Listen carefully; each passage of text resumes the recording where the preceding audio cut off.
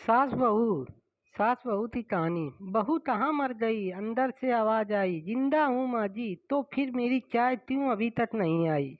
कब से पूजा करते बैठी हूँ, ला रही हूँ माँ जी। बहू चाय के साथ भजिया भी ले आई। सास ने कहा, तेल खिलाकर क्या मारेगी? बहू ने कहा, ठीक है माँ जी, ले जाती हूँ। सास ने कहा, रहने दे, अब बना दिया है तो खा लेती हूँ। सास ने भजिया उठाई और कहा, कितनी गंदी भजिया बनाई है तुमने। बहू, माँ जी, मुझे कपड़े धोने धोने हैं, मैं जाती हूँ। बहू दरवाजे के पास छिपकर खड़ी हो गई। सास भजिया पर टूट पड़ी और पूरी भजिया खत्म कर दी। बहू मुस्कुराई और काम पर लग गई। दोपहर के खाने का वक्त हुआ। सास ने फिर आवाज लगाई, कुछ खाने को मिलेगा? बहू ने आवाज नहीं दी। सास फिर चिल्लाई, भूखे मारे दी क्या? बहू आई सामने, खिचड़ी रख दी। सास गुस्से से क्या कहा, मुझे इसे नहीं खाना, इसे ले जाओ। बहू ने कहा, आप तो डॉक्टर ने दिन में खिचड़ी खाने को कहा है, खाना तो पड़ेगा ही। सास मुंह बनाते हुए, हाँ तू मेरी माँ बन जा। बहू फिर मुस्कुराई और चली गई। आज इनके घर पूजा थी। बहू सुबह 4 बजे से उठ गई।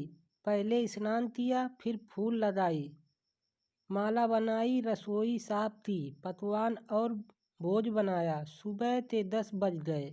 अब सास भी उठ चुकी थी। बहू अब पंडित जी के साथ भगवान के वस्त्र तैयार कर रही थी। आज ऑफिस की छुट्टी भी। धीरे धीरे अब सबको खाना परोसा जाने लगा। बहू दौड़ दौड़ते खाना देती, फिर पानी लगाती। करीब 70-80 लोग हो गए थे। इधर 2 नौकर और बहू अकेली, फिर भी वह सारा काम बहुत ही अच्छे तरीके से करती। अब उसकी सास और कुछ आसपास पड़ोस के लोग खाने पर बैठे। बहू ने खाना परोसा शुरू किया। सबको खाना दे दिया गया। जैसे ही पहला निवाला सास ने खाया, तुमने नमक ठीक नहीं डाला क्या? एक काम ठीक से नहीं करती, पता नहीं मेरे बाद कैसे घर को संभालोगी। आस पास पड़ोसी तो जानते ही हो ना साहब, वह सब बहाना ढूंढते हैं नुकसान निकलने का। फिर वह सब शुरू हो गए, ऐसा खाना है, ऐसी बहू है, यह वह वगैरह वगैरह। दिन का खाना हो चुका था। अब बहू बर्तन साफ करते नौकरों के साथ लग गई। रात में जगराता का कार्यक्रम रखा गया। बहू ने भी 1-2 गीत गाने के लिए स्टेज पर चढ़ी। सास जोर से चिल्लाई, मेरी नाक मत कटाना, गाना नहीं आता तो मत गाना, वापस आ जाओ।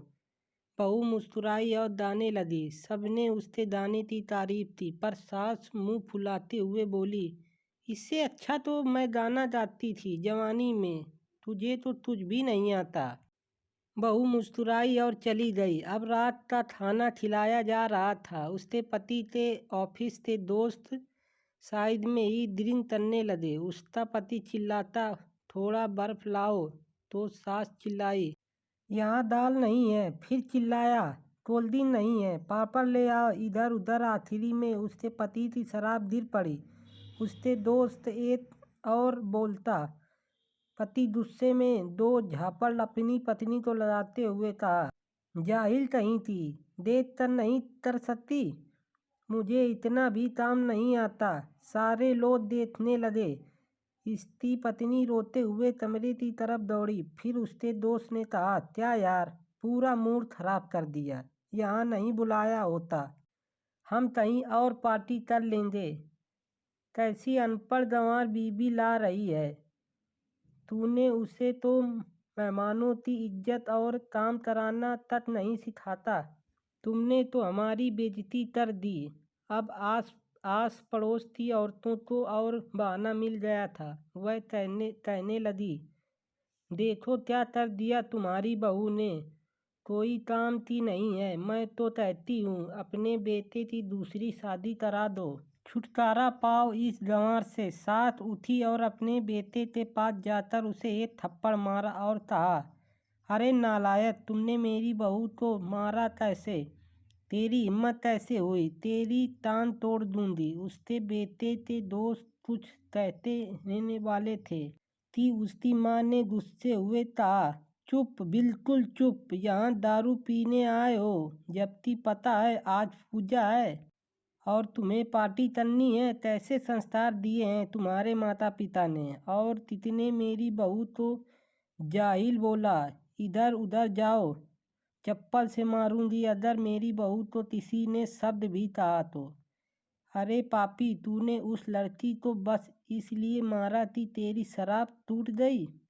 पापी, वो बच्ची सुबह 4 बजे से उठी है, घर का सारा काम कर रही है, न सुबह से नाश्ता किया है न दिन का खाना खाया है।